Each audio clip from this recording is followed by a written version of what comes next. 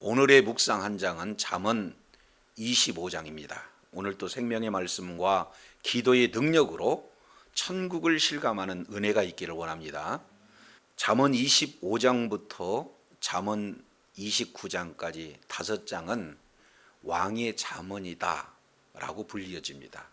그래서 오늘 25장부터는 잠언의 새로운 전환점을 보여주고 있습니다. 자, 25장 1절 내용을 보면 이것도 솔로몬의 잠언이요 그랬습니다.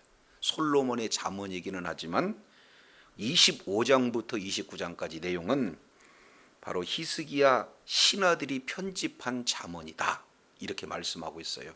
그러면 왜 솔로몬의 잠언을 히스기야 시대에 이렇게 재편집을 한 것일까? 이 내용은 우리가 잘 알겠지만 히스기야 시대에 큰 사건이 나타나죠. 그것은 바로 북이스라엘이 아수르에서 멸망을 당합니다.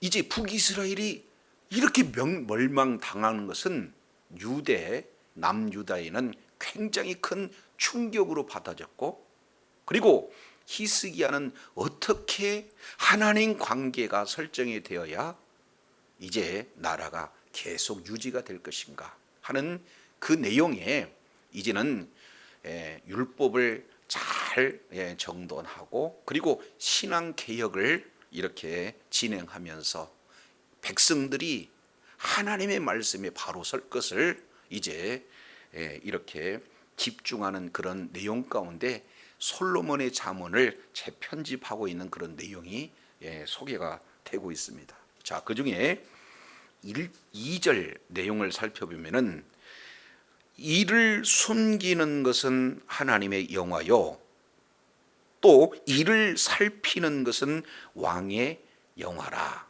하나님의 영화가 나타나고 또 왕의 영화가 나타났어요. 알 듯 모를 듯 지금 말씀하고 있는데 이 내용을 이사야서 45장 15절 내용을 통해서 보면은 하나님은 숨기시는 하나님 이렇게 말씀을 하고 있어요. 여기서 숨긴다라고 하는 이 내용은 바로 마치 보물과 같은 아주 소중한 것을 귀하게 여기기에 뭐 하는 거예요? 숨기는 거예요. 그래서 많은 사람들은 하나님을 안다 이렇게 주장하는 사람도 있어요. 그런데 사람이 연구해서 사람이 노력해서 하나님을 알 수가 없어요. 왜 그렇습니까? 숨기시는 하나님이기 때문에 그렇습니다. 그러면 하나님은 계속해서 숨기고만 계시느냐? 그렇지 않죠. 바로 하나님의 백성들에게 또 모든 사람들에게 하나님은 때에 맞도록 하나님은 자기 자신을 계시하시는 하나님이세요. 그래서 자연을 통해서 계시하시고 또 말씀을 통해서 계시하시고 또 여러 가지 계시하는 방법은 여러 모양 여러 부분으로 계시하고 있는 내용을 우리가 살펴볼 수가 있습니다. 그러면 왕은 어떻게 해야 되느냐? 그러한 하나님께서 계시하시는 일, 다른 말로 하나님께서 나타내시는 그 일을 끊임없이 살펴보아 하나님의 계획이 이렇구나, 하나님의 뜻이 이거구나 라는 사실을 깨닫고 자신뿐만 아니라 많은 백성들에게 하나님의 뜻대로 살아가기를 이렇게 통치하는 자가 누가 되는 거예요? 왕이 해야 할 직무요 역할이다 라는 사실을 지금 말씀을 하고 있어요. 이것은 우리가 잘 알고 있지만 성경 여러 군데 이렇게 말씀을 하고 있어요. 그 중에 욥기서 11장 7절 이 내용을 통해서도 보면은 하나님의 오묘함에 대해서 말씀을 하고 있지만, 자, 신명기서 29장 29절 이 내용은 아주 구체적으로 표현을 하고 있습니다. 그래서 감추어진 일, 다른 말로 본다면 구원 계획이라든지 이런 내용은 사람들이 알 수가 없어요.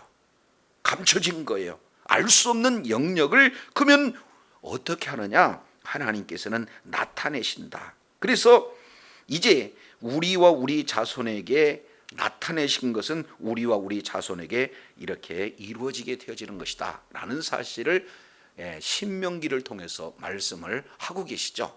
자, 그러면 하나님은 감추시기도 하시지만 하나님께서는 나타내시는 그 일에 왕은 하나님의 원대한 계획, 하나님의 뜻과 하나님의 계획과 그리고 하나님의 목적 이런 내용들을 잘 살펴서 어떻게 하든지 하나님의 뜻을 이루는 일에 찾아 이렇게 나가는 것이 왕으로서 맡겨준 지혜로운 그런 통치 방법이다라는 사실들을 보게 되어져요. 그렇게 되어지면 그런 왕에 대해서 3절에는 뭐라고 표현하고 있습니까?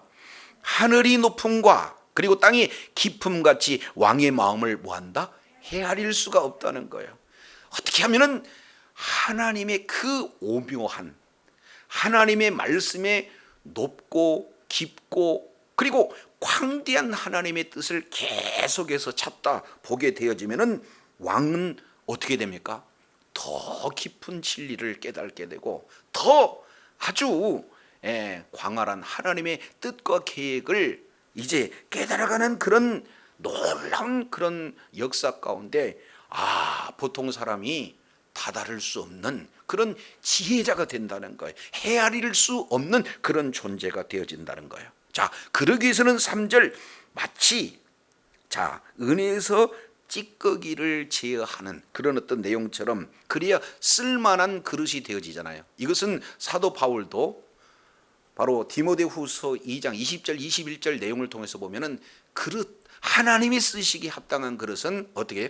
깨끗한 그릇이다는 거죠. 그러면은 왕이 자기의 욕심, 자기의 죄악, 자기의 비전 이런 어떤 내용보다도 다 하나하나 불순물처럼 여기고 집중해서 하나님께 이렇게 의지하게 되어지면은 깨끗한 그릇에 대해서 더 지혜로운 왕, 더 하나님의 뜻을 이루는 그런 존귀한 왕으로 쓰임을 받게 되어진다는 사실을 보게 됩니다.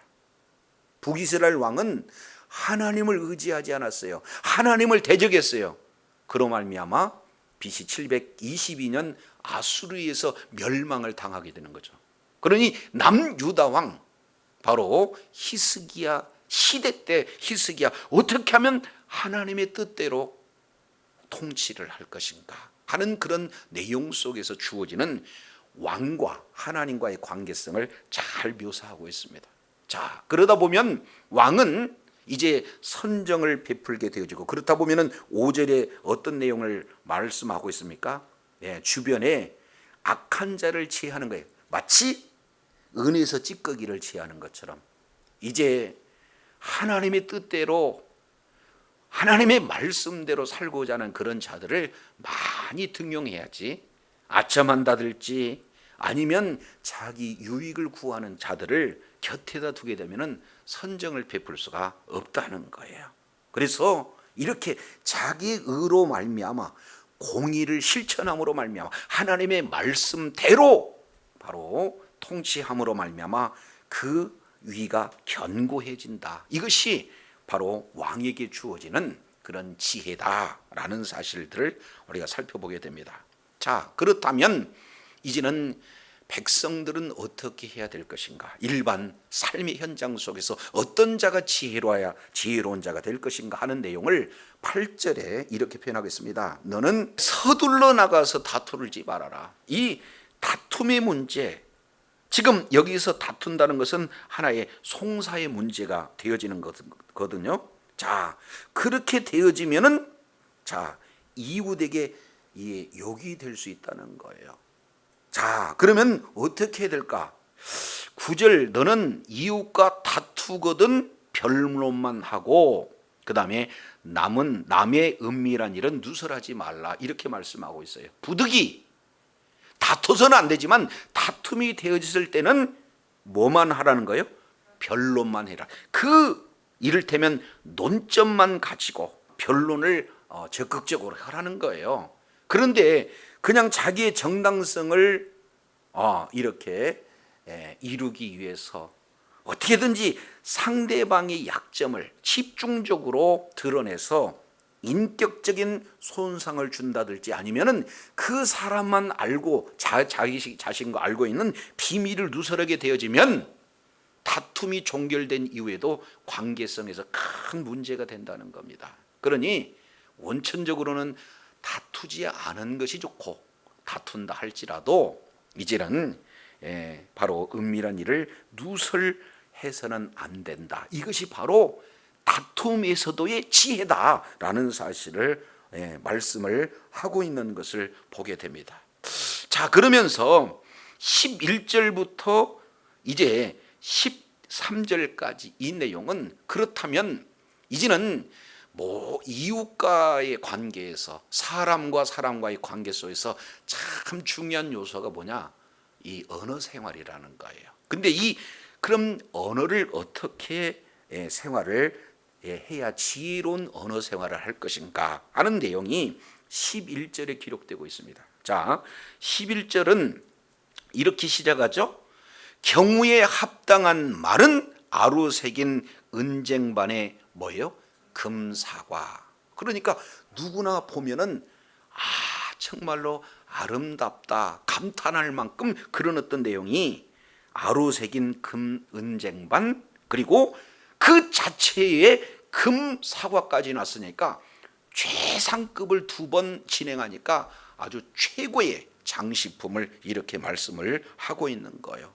그러면 비록 가정에 귀중품이 없다 할지라도, 최고급 장식품이 없다 할지라도 그거와 비교할 수 없는 소중한 것을 간직한 것은 때에 맞는, 때에 합당한 말하는 이런 지혜로운 자다라는 사실을 지금 말씀을 하고 있습니다.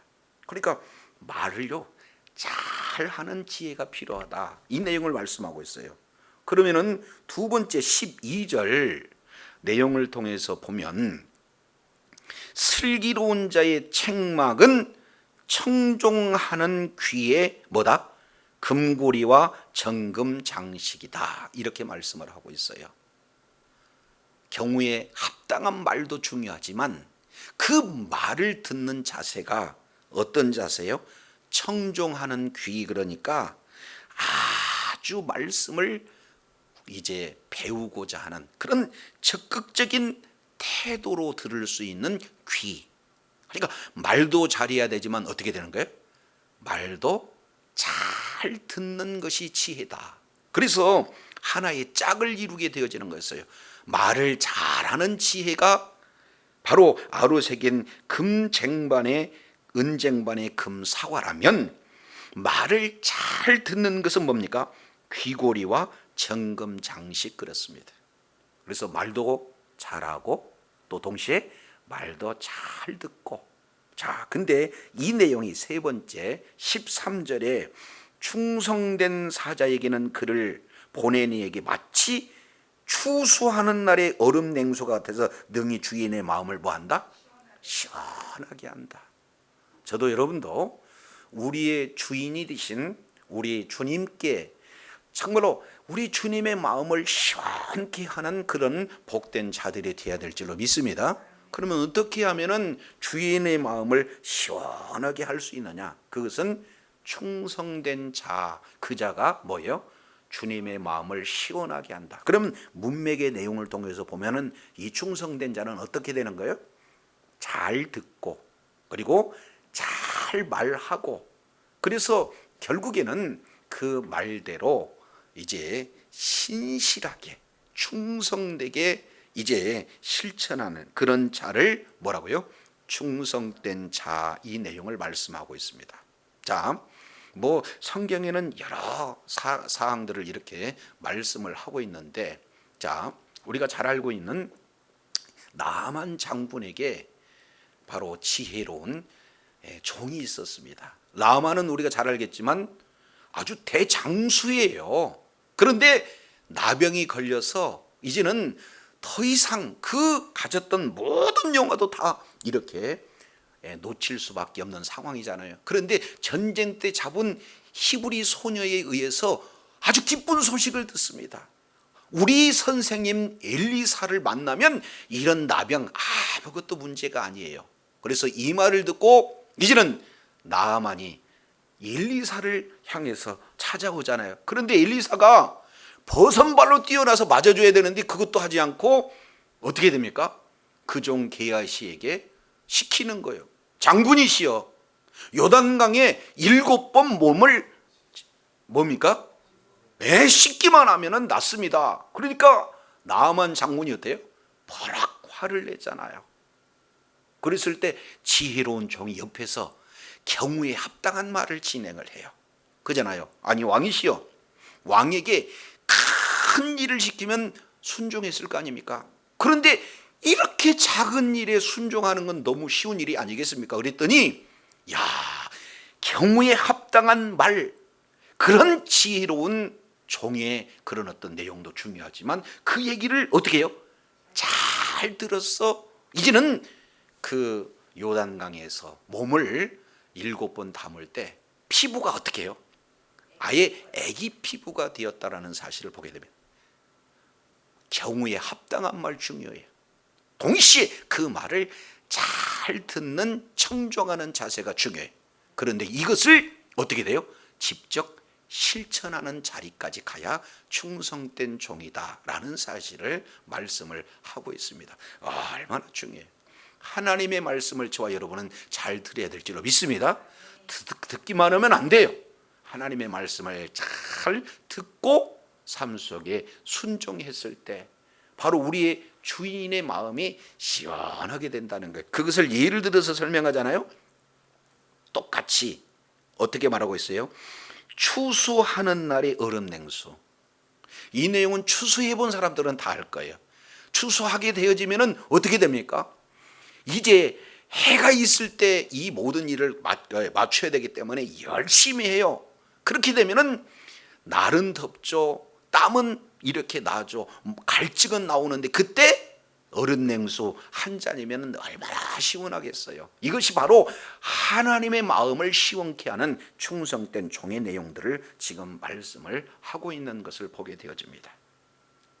자, 그 다음에 14절 15절 이 내용을 이제 그 지혜로운 언어를 사용할 때 선물을 미리 말한다라고 해놓고 거짓 자랑을 했어요. 그것은 마치 비 없는 구름 바람과 같다, 이런 내용이에요. 그러니까 알맹이 없는 쭉정이와 같은 그런 내용이죠. 얘기라도 하지 말지, 그잖아요. 그러니까 똑같은 이 말이라도 이제 어떻게 돼요? 때로는 상대방을 격동시킬 수도 있고 낙심시킬 수 있는 그런 어떤 내용들을 우리가 살펴봅니다. 그러니까 말하면 지킬 수 있는 그런 언어 생활을 지금 말하고 있습니다. 그러면서 15절 이것은 참, 이건 생각할수록 참 오늘날 우리들에게 필요한 말씀 같아요. 왜 그러냐면 자 보세요. 오래 참는다, 인내죠. 그리고 관원이 그 말을 용납한다, 효력이 있다는 거예요. 그러니까 오래 참는 것, 이거 사람의 마음을 바꿀 수 있다는 거예요. 즉각 말하는 내용이 아니라. 그러면서 15절 하반절에 이런 말씀을 하고 있습니다. 이제 오래 참으면 관원도 설득할 수 있지만 인내보다도 더 귀한 것은 부드러운 혀, 그랬습니다. 인체의 내용 속에서도 가장 부드러운 기관을 꼽으라 그러면은 혀를 꼽을 수 있어요. 그러니까 인체에서 가장 단단한 곳이 뭐가 돼요? 뼈가 돼요. 근데 그 뼈를 어떻게 해버리는 거예요? 꺾는다, 녹인다, 그런 거예요. 그러니까 대부분 사람들은 뼈의 얘기를 자주 합니다. 아주 강력한 얘기, 그리고 막 아주 겁박하는 그런 내용, 위험 있는 그 말, 이것이 힘 있는 것 같아서 아주 센 말을 진행하지만 사람은 변화시키지를 못해요.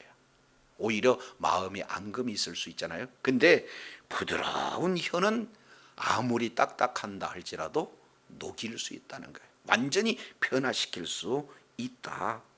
그러니까 이제 거친 말은 힘이 있어 보이지만 진짜 힘이 있는 말은 어떤 말이에요? 부드러운 말, 온유한 말. 그래서 예수님께서 나는 겸손하고 온유하다. 우리 주님께서는 강력한 말씀을 잘 하시지 않습니다. 자, 그러면서 이제 언어도 그렇고요, 만남도 그렇고 절제가 매우 중요하다는 것을 16절, 17절 내용을 통해서 말씀을 하고 계세요. 자, 꿀을 만나면은 초카리만큼 먹어라. 이것은 누구나 사실은 할 수 있는 일이잖아요. 여기서 꿀이라고 하는 이 내용은 사람이 누릴 수 있는 사실은 기쁨이요, 행복을 꿀로 이렇게 표현하는 겁니다. 때로는 재물이 꿀과 같이, 명예가 꿀과 같이, 권력이 꿀과 같이 이렇게 인생에 누릴 수 있는 큰 기쁨과 행복이 될 수가 있어요. 그럴 때 초카리만큼 먹으라는 거예요. 근데 분명한 것은 과식하면 토한다. 그러니까 아무리 좋은 것도 뭐예요? 절제가 필요하다는 거예요. 이것이 이웃집에 자주 다니지 마라. 너희를 싫어할까 미워함이라. 아무리 좋은 관계다 할지라도 어떻게 돼요? 절제가 필요하다라는 것을 말씀하고 있어요. 그러면서 유의해야 될 내용은 언어 생활입니다. 18절, 이웃을 쳐서 거짓 증거하는 사람은 방망이, 칼, 뾰족한 살, 조금 더 점진법적으로 세 가지를 얘기하고 있죠. 사실은 혀 자체가 어떠한 방망이나 칼이나 뾰족한 화살보다 더 날카롭고 죽이는 살인 무기가 되어진다라는 사실을 지금 이렇게 말씀을 하고 있어요. 그리고 아무리 어렵다, 그런 환란이 있다 할지라도 진실하지 못하는 자를 의뢰한다. 이것은 하등 도움이 되지 못한다는 겁니다. 또 마음이 상한 자에게 노래한다. 이 내용은 경우에 합당한 말을 하지 않는 거잖아요. 그러니 추운 날에 옷을 벗는 것과 똑같고 소다를 위해 초를 부은 것과 똑같아. 좀 우리나라 속담으로 본다면 불난데 부채질하고 있는 그런 지혜 없는 내용이에요. 그래서 지혜로운 자는 말을 잘하고 말을 잘 듣고 잘 실천하는 것이지만 지혜 없는 자는 절제하지 못하고 오히려 말로 상처 주고, 그리고 이제는 경우에 합당하지 못한 내용을 통해서 오히려 상대방을 불편하게 만드는 그런 내용이다. 그러니 언어 사용에 있어서 지혜가 얼마나 중요한가 하는 내용들을 말씀하고 있어요. 자, 더 나가서 내 원수가 배고파하거든 뭘 먹여라? 식물을 먹이고 목말라 하거든 물을 마시게 해라.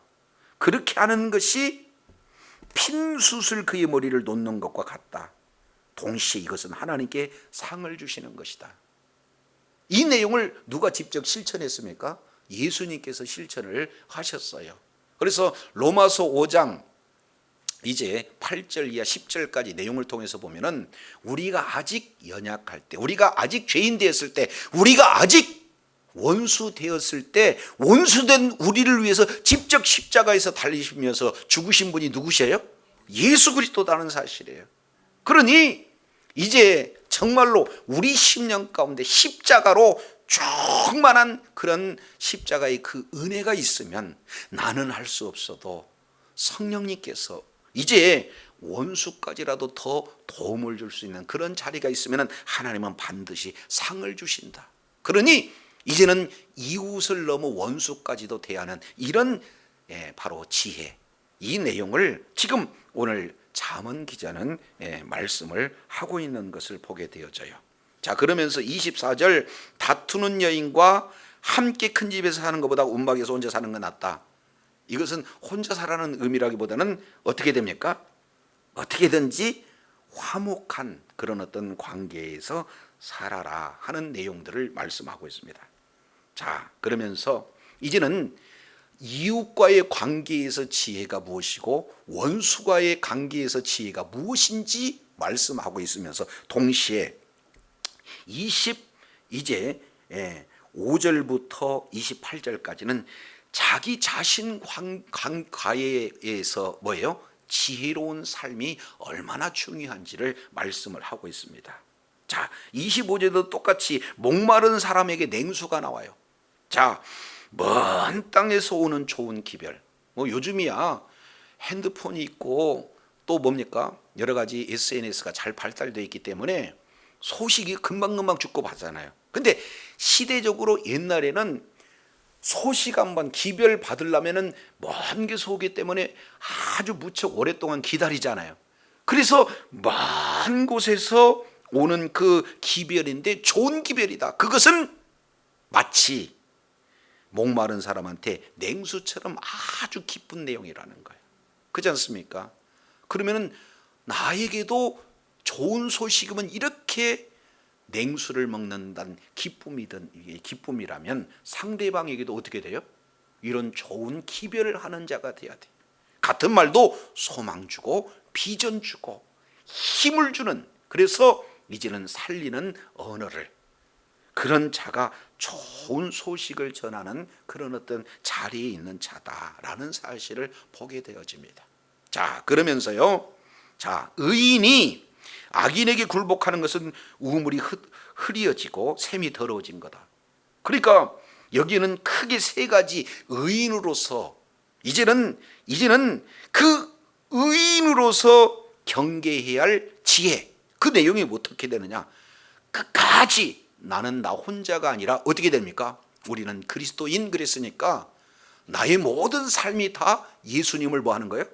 드러내는 삶, 예수님의 편지요, 예수님의 향기가 이제 되어지는 삶입니다. 그렇기 때문에 악인들에게 굴복하는 것은 곧 주님의 영광을 가리는 내용이에요. 그래서 끝까지 굴복하지 않고 나 자신이 내 개인에게만 적용되는 것이 아니라 모든 공동체에 영향력을 미치기 때문에 지혜로운 자는 나 혼자의 의식이 아니라 공동체 속에 나라는 사실을 가지고 이제 우물을 흐리는 오염하는 그런 어리석은 자리에 있어서는 안 된다는 거예요.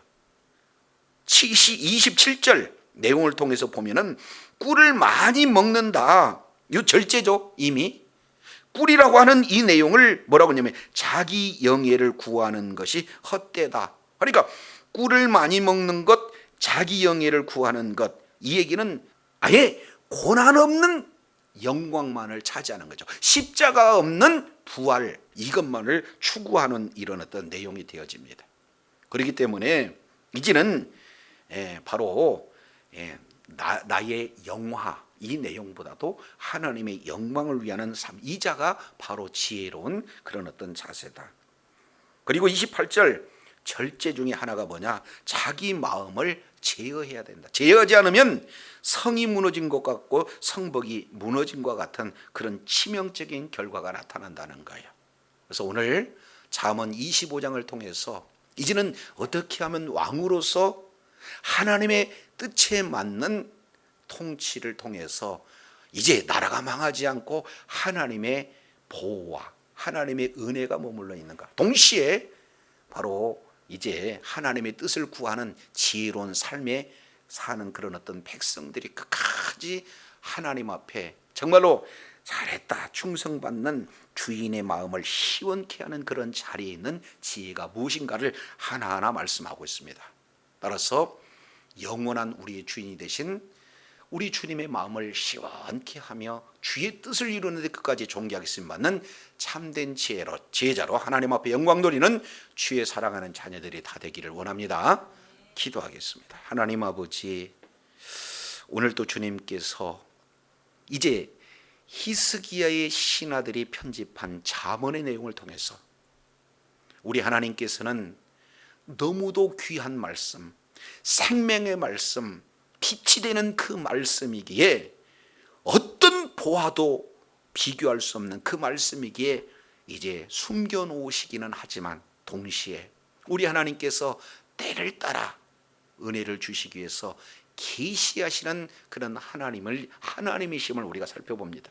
그러면 왕은 하나님께서 나타내는 그 일에 부지런히 살펴서 하나님의 뜻이 무엇이고 하나님이 무엇을 기뻐하시고 하나님께서 무엇이 원하는가, 바로 이제는 하나님께서 맡겨주신 백성들을 잘 통치하는 그런 왕의 자리에 있고, 더 나아가서 백성들을 정말로 하나님을 사랑하고 하나님으로부터 공급받는 그런 지혜를 통해서 지혜로운 삶을 살아 이제는 추수날에 얼음 냉수같이 마음을 시원케 하는 그런 자리에 있을 수 있도록 하나님 각자 있는 그곳에서 지혜로운 삶을 살 것을 오늘 또 말씀을 통해서 일깨워 주신 것 감사합니다. 이제 왕같은 대제사장이 그런 존귀한 자로 세워주셨사온즉 늘 삶의 현장 속에서 하나님을 경외하고 또 이웃을